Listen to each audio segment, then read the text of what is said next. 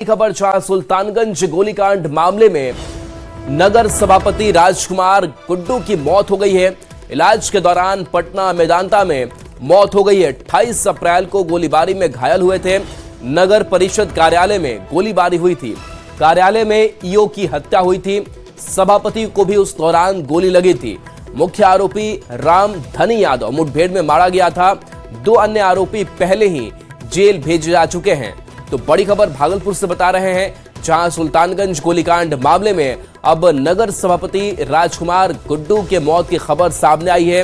उनका इलाज पटना मेदांता में चल रहा था। इलाज के दौरान ही उन्होंने दम तोड़ दिया था।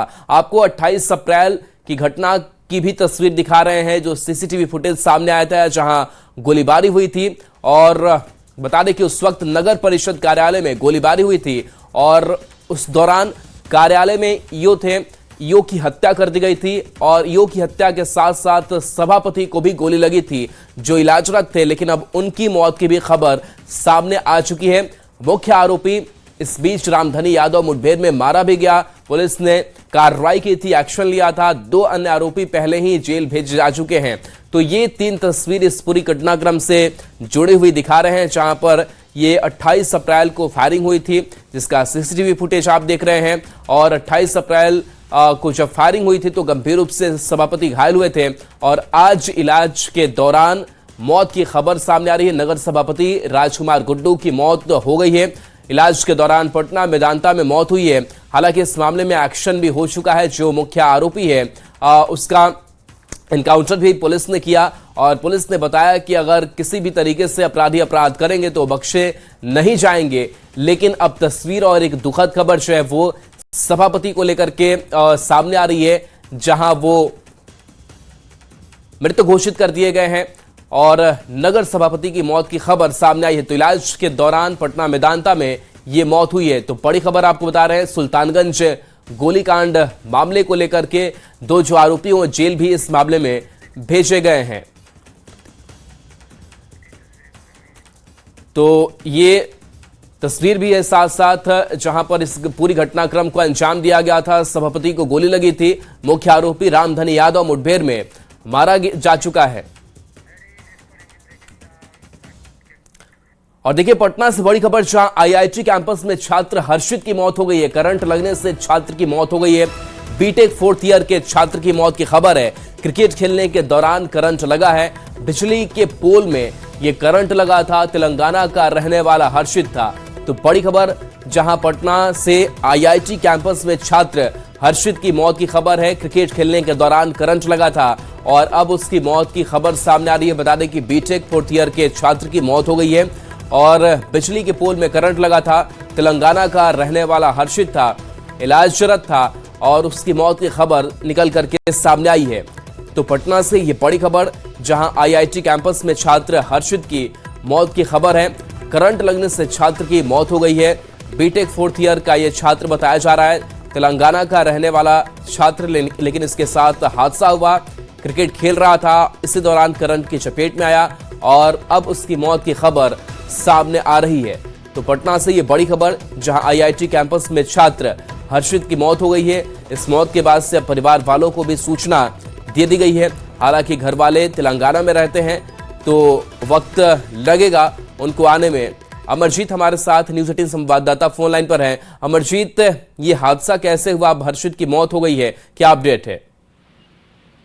जिस तरह से आईआईटी थाना के प्रभारी ने बताया है, वो पोल था जो आईआईटी के अंदर कैंपस में था। वहां पर क्रिकेट खेला जा रहा था और उसी दौरान हर्षित भी, जो आईआईटी बीटेक के 4थे वर्ष और फाइनल ईयर के स्टूडेंट थे, वो भी तो वहां खेल रहे थे। उसी दौरान पोल के पास जो है जब वो गए तो पोल में जो करंट थी उससे उनके संपर्क में आ गए और करंट लगने से जो है वो गंभीर रूप से घायल हो गए। जब तक अस्पताल ले जाया जाता, लेकिन उसके पहले ही जो है उनकी मौत हो गई।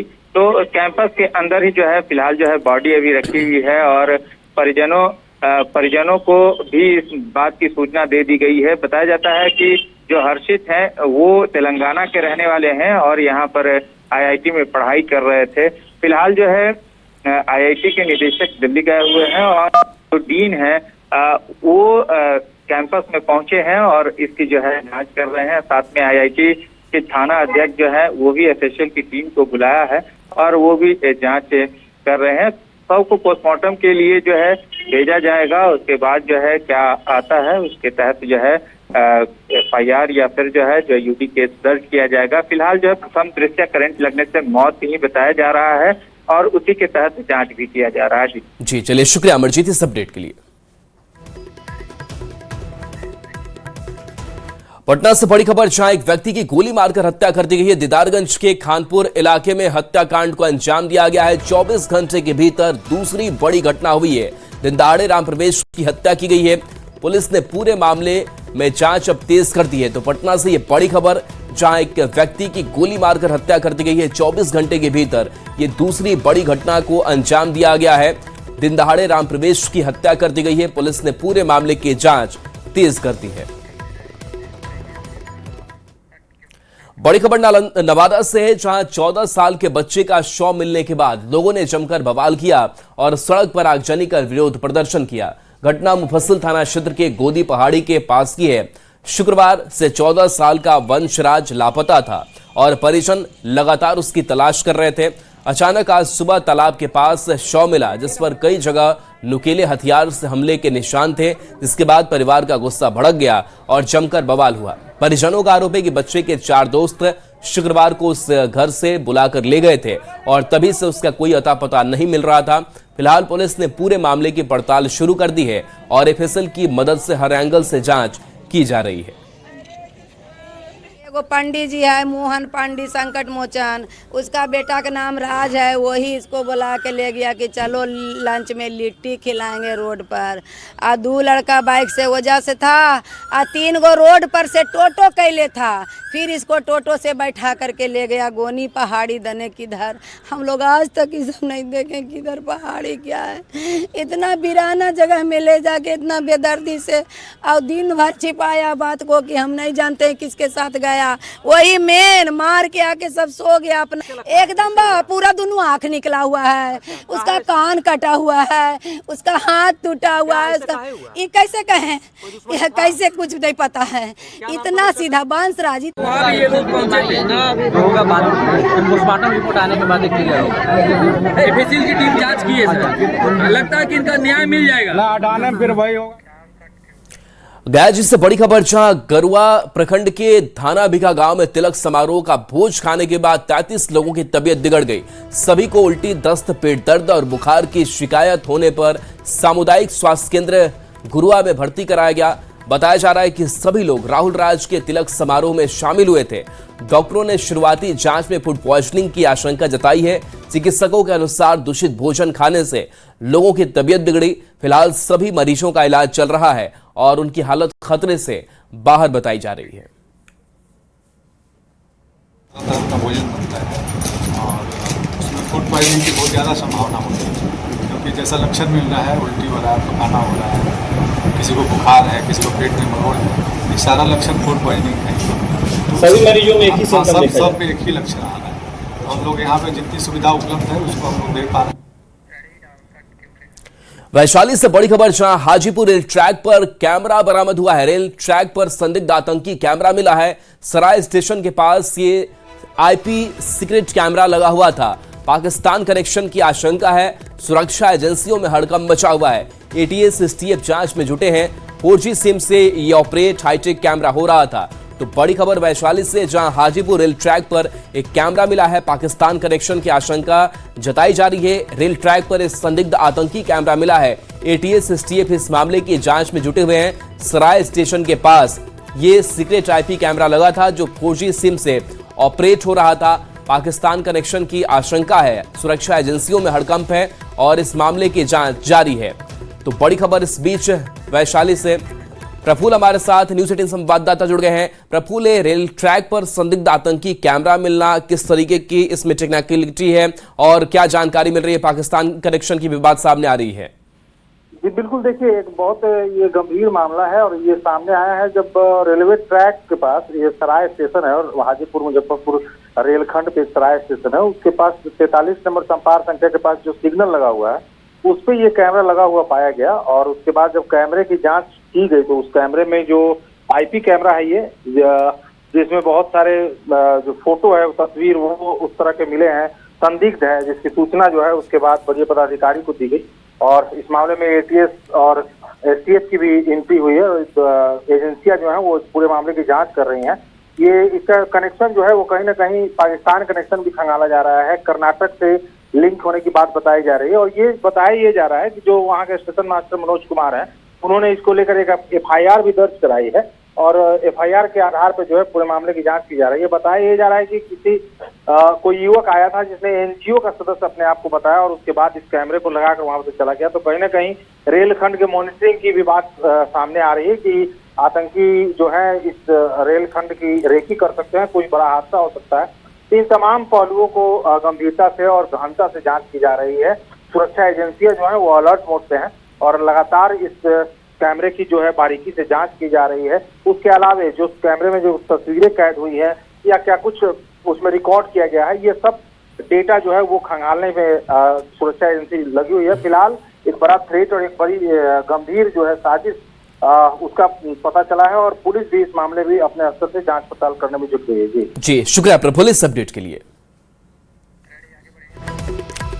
और इस वक्त की बड़ी खबर, जहां TRE-4 प्रोटेस्ट पर पुलिस की कार्रवाई हुई है। छात्र नेता दिलीप समेत 3 छात्र नेताओं को जेल भेज दिया गया है। TRE-4 के विज्ञापन की मांग को लेकर के ये प्रोटेस्ट कर रहे थे, गांधी मैदान थाना से गिरफ्तार किया गया था। तो बड़ी खबर, जहां TRE-4 प्रोटेस्ट की कल की तस्वीर सामने आई थी, जहां पुलिस ने ये लाठियां चटकाई थी। ये तस्वीरें कल की हैं और बता दें कि इस पुलिस की कार्रवाई में छात्र नेता दिलीप समेत 3 छात्र नेताओं को जेल भेजा गया है। TRE-4 के विज्ञापन की मांग को लेकर के ये प्रोटेस्ट कर रहे थे और कल की तस्वीरें हमने दिखाई थी, जहां पर पटना की सड़कों पर कई घंटों तक ये हंगामा, बवाल और तनाव की जो तस्वीरें हैं वो देखने को मिली थी और पुलिस ने लाठियां भी चटकाई थी।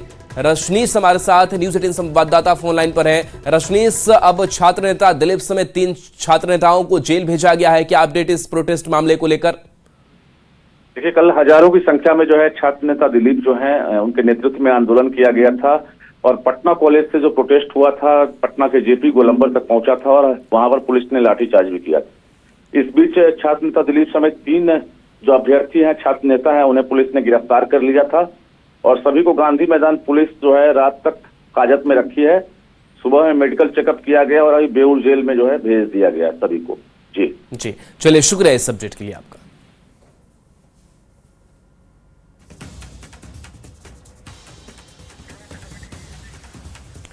तो देखिए, कल की तस्वीर सामने आई थी जब पटना में भारी बवाल हुआ था। छात्रों पर पुलिस ने जमकर लाठियां चलाई थी और इस दौरान कई छात्रों को चोटें भी पहुंची थी। उनको तत्काल अस्पताल में भेजा गया था, लेकिन अब छात्र नेता दिलीप और उनके साथ साथ कई छात्र हैं जिनको अब जेल भेजा जा चुका है। बिहार में कल देर रात आंधी बारिश ने भारी तबाही मचाई। कई जगहों पर पेड़ गिरने से जान माल का नुकसान हुआ तो कई जगहों पर लोगों के आशियाने भी तबाह हो गए और इस तबाही की आंधी में अब तक 9 लोगों की मौत की खबर है। सबसे ज्यादा नुकसान पटना में ही हुआ है, जहां ठनका और पेड़ गिरने से 4 लोगों की मौत हो गई। पटना के गर्दनीबाग समेत कई जगहों पर पेड़ गिरने से लोग दब गए और जान चली गई। पेड़ गिरने से कई जगहों पर गाड़ियों और घरों को भारी नुकसान हुआ है। डीएम ने पटना में 3 लोगों की मौत की बात कही है और आश्रितों को मुआवजा भी दे दिया गया है। देखिए, बहुत तेज आंधी तूफान था और उसमें बहुत पेड़ गिरी हैं और जो भी पेड़ गिरी हैं तुरंत हटाकर ट्रैफिक क्लियर करने के लिए नगर निगम के सभी पदाधिकारीगण, फॉरेस्ट के पदाधिकारीगण, बिजली विभाग के पदाधिकारीगण सबको लगाया गया और तेजी से लोगों ने क्लियर भी कराया है और सब जगह स्थिति सामान्य है। 3 लोगों का दुर्भाग्यपूर्ण मृत्यु हुआ है, उन लोगों को मुआवजा भी कल ही दे दिया गया है। घायल लोगों को भर्ती किया जा रहा है, उन लोगों को रेस्क्यू भी कराएगा। बड़ी खबर मधेपुरा से है, जहां बीती रात आई आंधी ने भारी तबाही मचाई है और इस आंधी ने बीएसएनएल का विशाल टावर गिरा दिया, जिससे आसपास के 5 घरों को नुकसान पहुंचा है। चौसा प्रखंड की फुलौद पूर्वी पंचायत की यह घटना है। अच्छी बात यह रही कि टावर गिरते ही लोगों ने भागकर जान बचाई और किसी को कोई नुकसान नहीं हुआ। हालांकि इस हादसे में 5 घर पूरी तरह से तबाह हो गए हैं। कई घरों की दीवार टूट गई है, कई के छप्पर क्षतिग्रस्त हो गए, तो घर का सारा सामान भी टावर और घर के मलबे में दब गया। लोगों का कहना है कि 4 मई को ही आई आंधी में ये टावर काफी हद तक झुक गया था, जिसकी जानकारी भी प्रशासन को दी गई थी, लेकिन कोई कार्रवाई नहीं हुई। नतीजा बीती रात भारी तबाही देखने को मिली। वैशाली में तेज आंधी और बारिश ने भारी तबाही मचाई है, जहां ठनका गिरने की वजह से एक बच्चे समेत 2 लोगों की मौत हो गई है। बिदुपुर थाना क्षेत्र के दाऊदनगर में राम प्रवेश चौधरी की ठनका गिरने से जान चली गई, जबकि चांदपुरा इलाके में 9 साल के निशांत कुमार की भी ठनका की चपेट में आने से मौत हो गई। कई जगहों पर पेड़ गिरने से यातायात प्रभावित रहा। वहीं तेज आंधी से केला समेत कई फसलों को भी भारी नुकसान पहुंचा है। तो ये तस्वीर आपको दिखा रहे हैं, जहां पर इस मौसम ने भारी तबाही मचाई है, फसलों को नुकसान पहुंचा है। कई जो केले के पेड़ थे वो भी गिर गए। वैशाली की तस्वीर है, जहां देखिए तेज आंधी चल रही है। तो बिहार में आए आंधी तूफान से हुए नुकसान पर आपदा मंत्री रत्नेश सदा ने कहा कि सरकार पूरी तरह स्थिति पर नजर बनाए हुए है। उन्होंने बताया कि प्रभावित जिलों में नुकसान का आकलन किया जा रहा है और राहत कार्य जारी है। मृतकों के परिजनों के लिए मुआवजे का भी ऐलान किया गया है। सरकार हर जरूरतमंद तक मदद पहुंचाएगी। उसमें कितने लोगों के आधिकारिक रूप से भी मौत की खबर है? अभी तक 9 आदमी का मौत की खबर है। तुरंत बिहार सरकार ने 4-4 लाख रुपया का मुआवजा का ऐलान कर दिए और साथ ही भी मॉनिटरिंग हम अपने विभागीय स्तर से कर रहे हैं। अब देखिए, बिहार में मंत्रिमंडल का विस्तार हो गया है और इस खबर पर बात करेंगे, लेकिन उससे पहले आपको एक साथ अब 3 जिले की तस्वीर भी दिखाते हैं, जहां देखिए कैसे ये तस्वीर सामने आई है और तबाही का जो मंजर है वो देखने को मिला है। तो राहत कार्य पर सरकार की नजर है, क्योंकि नुकसान काफी पहुंचा हुआ है। खास करके किसानों की अगर बात करें तो फसलों को नुकसान पहुंचा है। कई जगह पर पेड़ जो हैं वो भी गिरे हुए हैं। ये आंधी तूफान से भारी तबाही की तस्वीर देख लीजिए। 9 लोगों की मौत तो अब तक हो चुकी है इस प्राकृतिक मार में और जान माल को नुकसान भी पहुंचा है। और ये तस्वीरें आपको हाजीपुर की मधेपुरा के दिखा रहे हैं, जहां पर भारी तबाही मची है।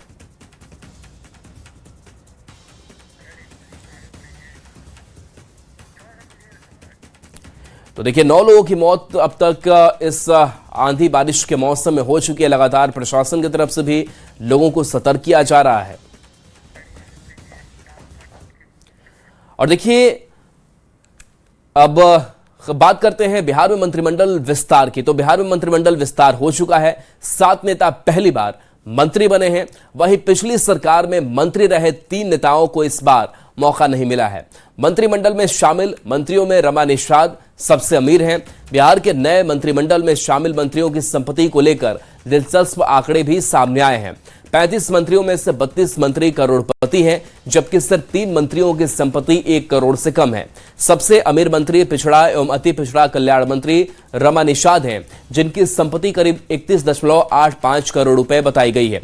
दूसरे नंबर पर समाज कल्याण मंत्री श्वेता गुप्ता और तीसरे स्थान पर अशोक चौधरी हैं। खास बात यह है कि 10 मंत्रियों की संपत्ति मुख्यमंत्री सम्राट चौधरी से भी अधिक बताई जा रही है। तो देखिए, तीसरे अशोक चौधरी की संपत्ति 22.39 करोड़ बताई गई है। सिर्फ 3 मंत्री की संपत्ति 1 करोड़ से कम है। संजय सिंह टाइगर की संपत्ति 1 करोड़ से कम है। नंद किशोर राम की संपत्ति भी 1 करोड़ से कम है। इसके साथ साथ सबसे गरीब मंत्री एलजेपी आरवी के संजय कुमार बताए जाते हैं। संजय कुमार के पास सिर्फ 23 लाख की संपत्ति है। बिहार के नए मंत्रिमंडल के विस्तार के बाद तमाम मंत्रियों के संपत्तियों को लेकर एक दिलचस्प आंकड़ा जो है वो सामने आया है।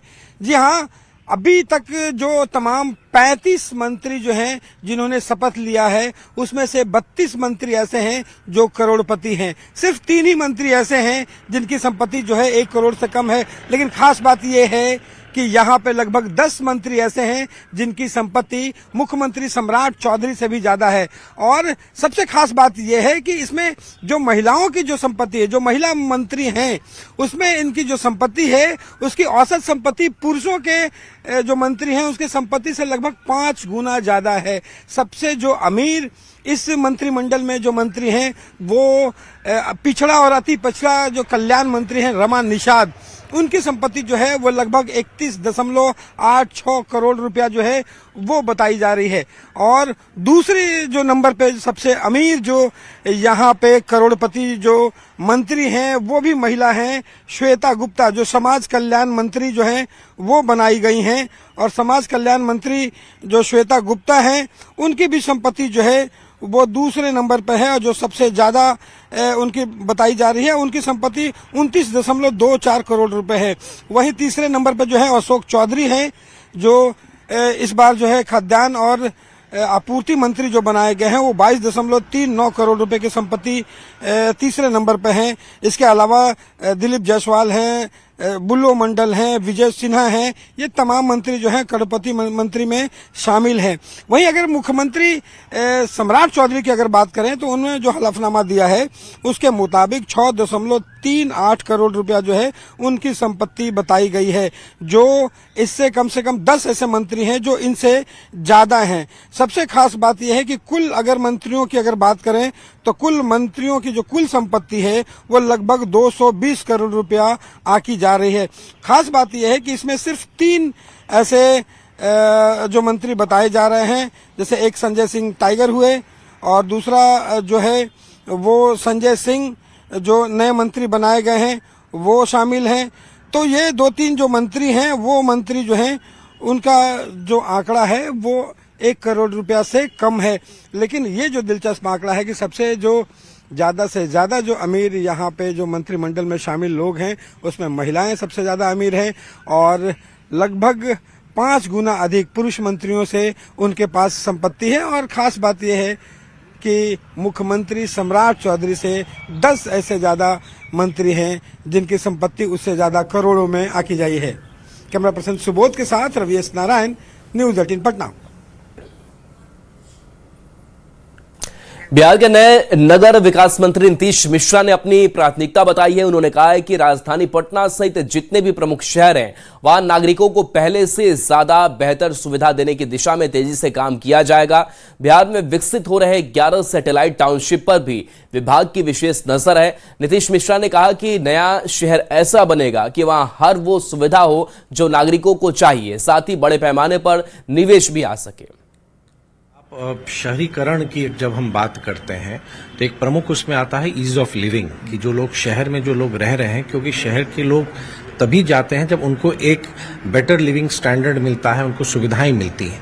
तो एक तो जरूर है कि एक जो नए टाउनशिप की कल्पना है, जो आदरणीय मुख्यमंत्री जी का मिशन है, और उसके तहत हमको नए शहरों को एक वृहद रूप से भविष्य को देखते हुए उसको हमें विस्तार के साथ साथ उसमें सुविधाएं भी बढ़ानी है। उसके अलावा हमारी जितने भी अभी वर्तमान में शहरी क्षेत्र हैं, जहाँ नगर निकाय हैं, नगर निगम है, नगर परिषद है, नगर पंचायत है, तो उनमें भी बेटर सुविधाएं, फैसिलिटीज हमको पहुंचानी है। लोगों को आसानी से सरकार की सुविधाएं मिले, योजनाओं का लाभ मिले और पूरी पारदर्शिता के साथ मिले। तो मेरी पूरी कोशिश होगी कि अपनी क्षमता के अनुसार 100% देते हुए बिहार की प्रगति के लिए और बिहार के लोगों के कल्याण के लिए काम कर सकूं।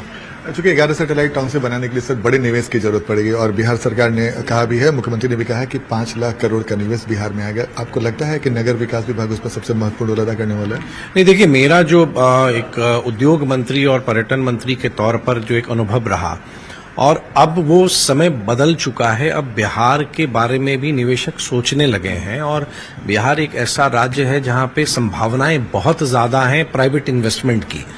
एक बेटर इकोसिस्टम की जरूरत थी, एक माहौल की जरूरत थी और एक अच्छे इंफ्रास्ट्रक्चर की जरूरत थी। आज बिहार के पास वो सब कुछ है। तो निश्चित तौर पर आने वाले समय में निजी निवेश भी बढ़ेंगे, पब्लिक प्राइवेट पार्टनरशिप के प्रोजेक्ट्स भी बढ़ेंगे जो प्राइवेट कंपनी और सरकार मिलकर करती है, और निवेशकों का रुझान बिहार की ओर बढ़ा है। स्वाभाविक रूप से, चाहे वो नगर विकास हो या जो एक और विभाग मुझे मिला है इंफॉर्मेशन टेक्नोलॉजी, अपार संभावनाएं हैं इसमें निवेश को आकर्षित करने के लिए, जिसमें जॉब अपॉर्चुनिटीज भी क्रिएट होंगी, बेटर फैसिलिटीज भी हम दे पाएंगे, इंफ्रास्ट्रक्चर भी हमारा इंप्रूव करेगा और प्राइवेट इन्वेस्टमेंट भी बिहार की ओर आकर्षित होगा और बढ़ेगा। और चलिए न्यूज़ 18 पर खबरें